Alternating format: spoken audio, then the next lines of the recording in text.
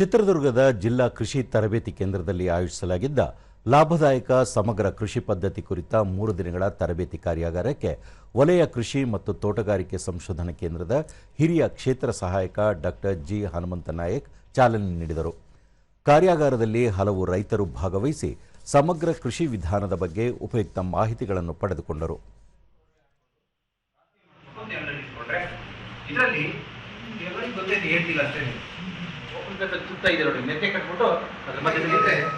ನಾವು ಕೆಲವು ರೈತರು ಏನು ಮಾಡ್ತೀವಿ ಹಾಗೆ ಈಗ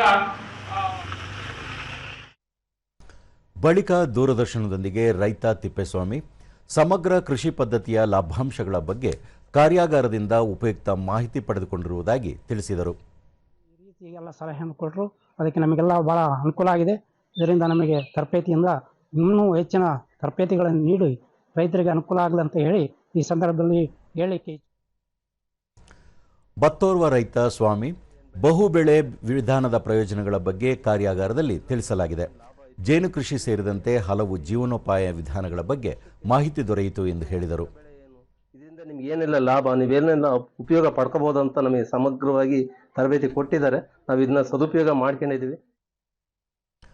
ಜಿಲ್ಲಾ ಕೃಷಿ ತರಬೇತಿ ಕೇಂದ್ರದ ಸಹಾಯಕ ನಿರ್ದೇಶಕ ರಜನಿಕಾಂತ್ ಬದಲಾದ ಹವಾಮಾನ ಹಾಗೂ ಮಣ್ಣಿನ ಫಲವತ್ತತೆ ಬಗ್ಗೆ ಗಮನ ಹರಿಸಿ ಏಕಬೆಳೆ ಬದಲಿಗೆ ಬಹುಬೆಳೆ ವಿಧಾನ ಅನುಸರಿಸಬೇಕು. ಇದು ರೈತರು ಸುಸ್ಥಿರ ಲಾಭ ಕಾಣಲು ಸಹಕಾರಿಯಾಗಿದೆ ಎಂದರು.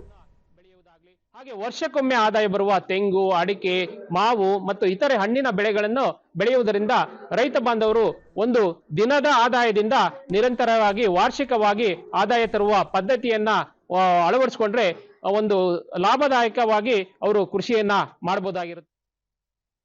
ಡಾಕ್ಟರ್ ಜಿ ಹನುಮಂತನಾಯಕ್ ರೈತರು ಕೇವಲ ಒಂದೇ ಬೆಳೆಯನ್ನು ನೆಚ್ಚಿಕೊಳ್ಳದೆ ವಿವಿಧ ಬೆಳೆಗಳನ್ನು ಬೆಳೆಯುವುದರಿಂದ ಒಂದು ಬೆಳೆಯ ನಷ್ಟವನ್ನು ಮತ್ತೊಂದು ಬೆಳೆಯ ಮೂಲಕ ಸರಿದೂಗಿಸಬಹುದು, ಆ ಮೂಲಕ ಆರ್ಥಿಕವಾಗಿ ಪ್ರಗತಿ ಸಾಧಿಸಬಹುದು ಎಂದು ತಿಳಿಸಿದರು.